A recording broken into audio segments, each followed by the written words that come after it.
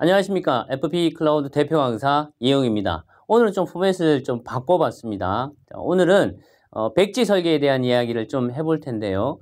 이 두 번에 걸쳐서 나눠서 하겠습니다. 보장성 보험 첫 번째 하고요. 두 번째는 저축성 보험, 대표적인 연금보험에 대해서 백지 설계를 이야기 나눠볼 텐데, 이전에 많이 해보셨던 선배님들이나 경험이 있으신 분들은 다시 한번 리프레시 한다는 측면으로 이해해 주시면 좋을 것 같고, 아직 익숙치 않은 우리 신입 FP님들이나 해보지 않으셨던 분들은 이번 과정을 통해서 좀 배우시면은 훨씬 파워풀한 상담이 가능하실 것 같고요.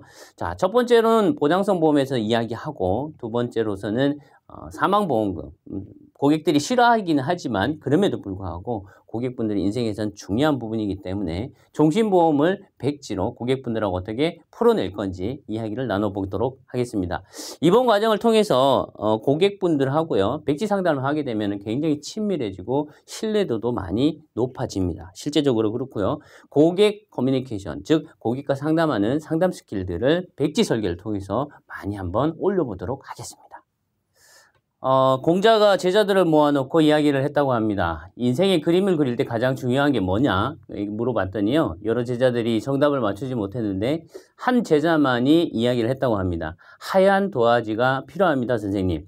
도화지가 필요한 이유가 뭐냐고 물어봤더니 그 제자가 하는 말이 그렇습니다. 하얀 도화지 위에는 원하는 것을 전부 다 그릴 수 있다라고 이야기를 했다고 해요.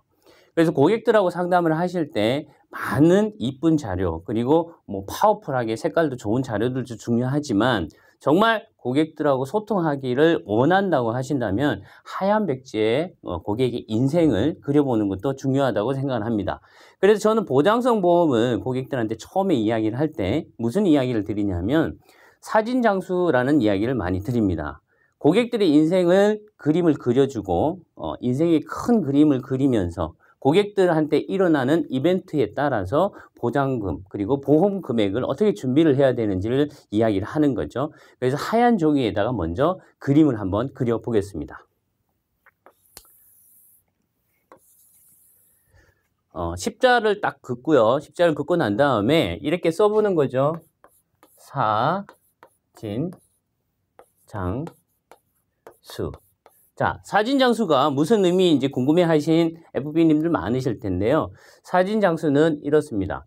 사망, 그리고 진단금, 장애, 수술. 수술에는 실손의료비까지 포함한다고 보시면 좋을 것 같습니다.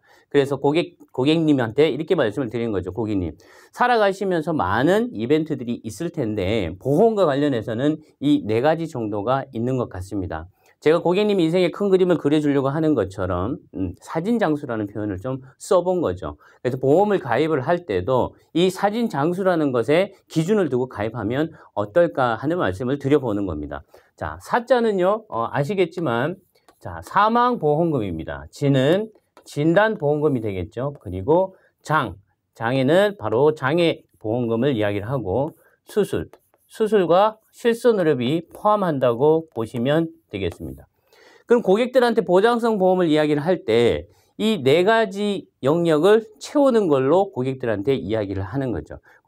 고객님께서는 이 4가지 면에서 가장 먼저 필요한 게 어떤 거라고 생각을 하십니까? 대부분의 고객들은요, 아프거나 다쳤을 때 가장 먼저 필요한 게 바로 수술이나 아니면 입원했을 때 실제로 치료비를 보존해 주는 것 아닌가라고 말씀들을 많이 하시죠. 그래서 전 국민이 가입하는 실손의료비를 기본적으로 생각을 하실 겁니다. 고객님, 그러면 수술을 하시거나 그런 과정에서 가장 먼저 필요한 거는 의사 선생님의 진단이라든지 아니면 검사, 그리고 난 다음에 치료라는 방법이 들어가실 텐데요. 그 다음에 바로 수술이 필요하지 않겠습니까? 수술을 필요하고 수술을 받고 난 다음에는 정확한 진단명이 나올 겁니다. 그래서 수술을 하고 난 다음에는 진단명을 통해서 뭔가 보험회사로부터 보험금을 받는 게 필요할 거고요. 진단을 받고 오랫동안 치료를 했음에도 불구하고 신체 일부의 기능이 제한이 발생하게 되면 그게 바로 후유장애가 되는 겁니다. 그래서 진단을 받고 난 다음에도 상태가 호전되지 않고 일정 부분 신체의 기능에 제한이 생기게 되면 장애가 필요하게 되는 거죠. 장애가 발생했는데도 불구하고 더 이상 치료가 되지 않고 정말 심각해지는 경우에는 사망으로 이르게 될 겁니다. 그래서 순서상으로 보면 고객들한테 필요한 보험금은 수술보험금과 실손의료비 같은 실제로 일상생활에서 필요한 부분들을 보장하는 부분이 있을 거고요. 두 번째, 생활비라는 부분이 발생할 거기 때문에 진단자금은 생활비 명목으로 아마 필요하다라고 고객분들을 설득할 수 있을 것 같습니다. 생활비를 진단비로 커버하고 나면 그럼에도 불구하고 장애가 발생했으니 경제력이 상실되지 않겠습니까? 그죠? 경제력이 상실된 부분은 바로 장애보험금으로 커버를 하고요. 혹시라도 그로 인해서 사망을 하게 되면 가정경제에 문제가 생길 수 있기 때문에 사망보험금이 추가적으로 더 필요하겠다라는 부분을 고객들한테 이야기할 수 있을 것 같습니다. 보장성 보험을 이야기를 할 때 그 첫 번째 포인트가 바로 이 네 가지 영역이 있다고 보면 두 번째로 우리가 고객분들한테 이야기를 할 수 있는 것은 고객님의 보장 금액은 얼마 정도로 준비되어 있습니까? 라는 부분일 것 같습니다. 보장 금액이라고 하면 실손보험 같은 경우에는 현재 2003년도, 2009년도, 2013, 2014, 2015년도에 많은 개정이 있었지만 최근에 판매되고 있는 실손보험 같은 경우에는 2번 같은 경우 5천만 원에 통원은 25만 원에 5만 원을 보장받고 있을 겁니다. 기본적으로 필요한 거기 때문에 이거는 적어드리면 될 것 같고요. 그 다음에 수술에 필요한 보험금은 어떻게 준비되어 있습니까? 라고 고객들한테 물어보는 거죠. 사실상 고객분들한테 여쭤보게 되면 많은 분들이 본인이 보장을 어떻게 받고 있는지, 실제로 내가 뭐 백내장 수술을 했다든지 아니면 갑상선 수술을 했는데 보험금이 얼마가 나오는지 아는 분들은 별로 없습니다.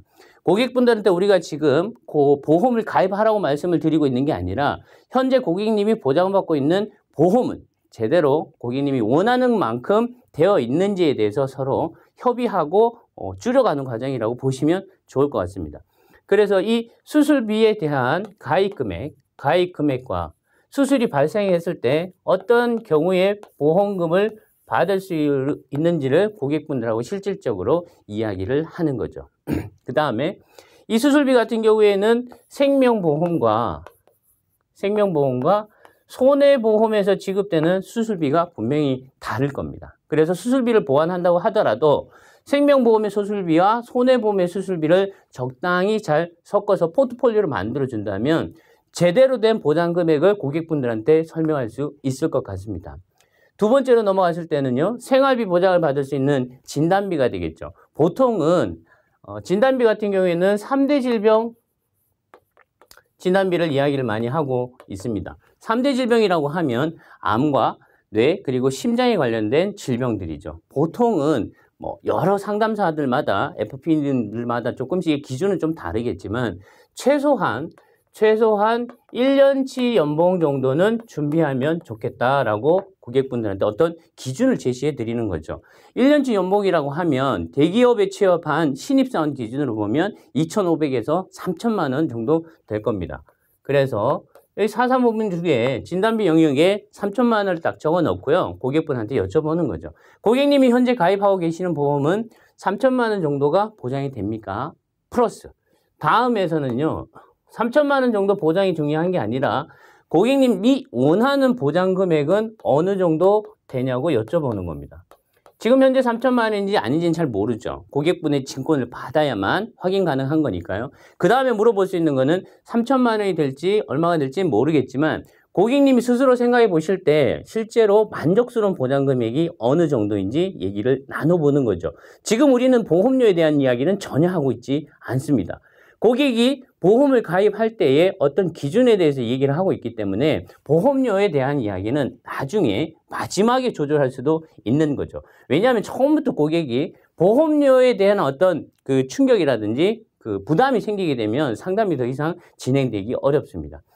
그래서 암 같은 경우에는 요즘 3천만 원이 아니라 3천만 원의 2배 정도 되는 6천만 원 정도를 더 포함을 시켜서 한 1억 원 정도 준비하면 좋겠다라고 이야기를 하는 거죠. 왜 그러냐면 어떤 사회문화 현상에 따라서 최신 기술들이 많이 도입을 되고요. 최신 의료기기나 장비를 통해서 수술을 하게 되면 나을 수도 있는데 그게 너무 비싸다는 거죠. 그래서 아직까지 건강보험 적용도 안 되기 때문에 그런 경우에 필요한 진단비를 암 같은 경우에는 포함시킬 수도 있을 것 같습니다. 최근에 트렌드 이슈가 되고 있는 것 중에 하나가 손해보험 같은 경우에는 혈관 진단비가 대부분 지금 없어지고 있다라는 거죠.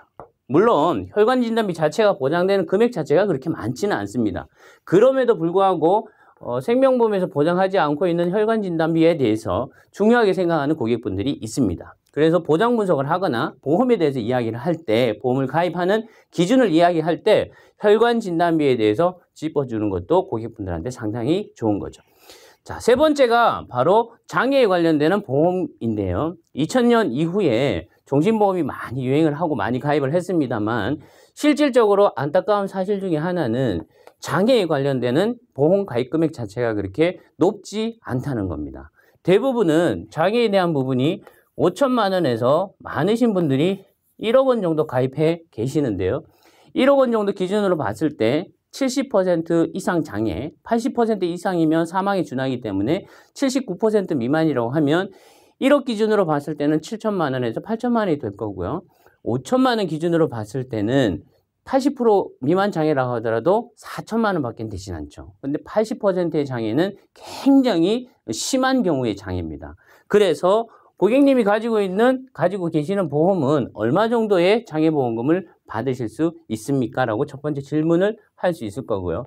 두 번째는 마찬가지로 고객님이시라면 신체에 일부 장애가 발생했는데 만약에 어느 정도의 보험금이 나오신다면 조금 경제력이 상실하시더라도 건강하게 살아가실 수 있을까요? 라는 질문을 해볼 수 있죠. 그래서 고객의 증권을 입수를 하시거나 증권 분석을 하는 과정에서 반드시 후유장애에 대한 부분은 조금 더 면밀하게 살펴봐 주시면 좋겠고요. 고객분들한테도 다시 한번 인식을 시키는 게 좋을 것 같습니다. 왜 그러냐면 어쨌든 신체의 기능에 일부 장애는 발생했지만 100세 시대이기 때문에 몸의 신체의 기능의 장애를 가지고도 100세까지 살아야 되지 않습니까? 그래서 장애에 대한 보험금은 상당히 중요하다. 젊은 분들 같은 경우에 가장 싫어하는 것 중에 하나가 바로 사망보험금입니다. 사망보험금인데 미혼인 남성 같은 경우에는 사망보험금에 대해서 상당히 좀 터부시하거나 아니면 가입하기를 좀 꺼려 하시는 경우는 있을 텐데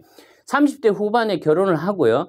40대 초반에 아이들을 기르고 있는 가장이라면 가장이 없어졌을 때 가정이 부담을 해야 되는 어떤 경제적인 부담에 대해서는 가장은 반드시 준비를 해야 할 것 같습니다. 그래서 물론 고객분들이 싫어하는 보험 금액 중에 하나긴 하지만 반드시 짚고 넘어가야 될 부분이라고 생각이 됩니다. 종신보험의 형태로 일반 사망보험금을 보장받고 있지 않은 고객이라고 하면 정기보험의 형태로라도 언제까지? 막내 자녀가 졸업하는 시점까지 최소한 막내 자녀의 대학 교육비 정도까지는 마련하는 플랜으로 사망보험금을 이야기할 수 있을 것 같습니다. 그래서 전체적으로 다시 한번 정리를 해보면요. 고객분들과 그 보험을 가입하는 어떤 기준에 대해서, 원칙에 대해서 먼저 한번 이야기를 던지는 거죠. 그 다음에 고객분들이 가지고 있는 증권을 입수를 해서 실제적으로 고객분이 얼마 정도의 보장금을 받고 있는지를 확인해 드리고요. 그 다음에 두 번째는 말씀드린 것처럼 그 고객들이 원하는 보험금의 수준이 얼마인지 확인을 해서 그 차이에 대해서 우리가 조정을 할 건지 아니면 추가 가입을 할 건지에 대해서 이야기를 해보는 거죠. 잠깐 정리를 하면 고객분들한테 보험을 가입하는 원칙과 기준을 이야기를 할 때 사진장수라는 이야기를 먼저 한번 해보는 거죠. 자, 사진장수, 고객님 인생의 큰 그림을 그려드리는 일을 저희가 하고 있습니다. 그런 사진장수를 한번 같이 인생의 여정의 동반자로 삼는 거는 괜찮지 않겠습니까? 라고 말씀을 드리고요. 여기서 이야기하는 사진장수라는 거는 사망보험금과 진단보험금, 그리고 장애에 관련 부분, 수술과 실손의료비, 실제 생활에 필요한 치료비들을 보장해주는 4가지 영역인데요. 고객님이 가지고 계시는 증권을 살펴봤을 때 얼마 정도의 보장을 받고 계실까요? 그리고 고객님이 원하는 보장의 수준은 어느 정도입니까? 그 갭을, 그 차이를 줄여주는 일을 저희들이 FP라는 타이틀을 가지고 하고 있는 것 아니냐는 거죠. 자, 그래서 보장성 보험에 대해서 사망보험금이 됐든 진단보험금이 됐든 그리고 장애나 수술, 실손의료비에 대한 부분은 이렇게 정리를 해드리면 고객분들이 쉽게 좀 이해를 하시고 본인들이 가지고 있는 보장, 보험에 대해서 정확하게 분석을 하고 우리들에게 좀 더 컨설팅을 잘 받을 수 있는 준비가 되어 있지 않을까 생각을 합니다. 자, 두 번째는 보장성 보험에 대해서 가입하는 간단한 백지 설계에 대해서 말씀을 드렸는데 이게 이제 눕혀놓으면 백지가 되겠죠. 칠판에 쓰고 있지만 두 번째는 고객분들한테 가장 필요하면서도 고객분들이 쉽게 인내하거나 아니면은 받아들이지 못하는 부분이 바로 사망보험금입니다. 가장이 사망했을 때 가정경제에 미치는 영향이나 아니면 배우자 그리고 자녀들이 갖게 될 상실감은 아빠가 없다는 상실감도 정말 중요하긴 하겠지만요. 그걸로 인해서 잃어버리게 될 많은 기회들. 배우자 같은 경우에는 남편이 살아있었으면 열심히 그냥 가정주부로서 생활을 했으면 됐었을 거고요. 그리고 자녀들 같은 경우에는 아빠가 있었으면 열심히 공부를 해서 좋은 대학에 갔으면 본인의 할 일을 다 했지만 만약에 아빠가 없어서 못하게 됐을 때 그 상실감도 같이 포함이 되기 때문에 종신보험, 즉 사망보험에 대한 거는 우리가 좀 깊이 있게 연구를 하고 연습을 해야 될 필요가 있을 것 같습니다.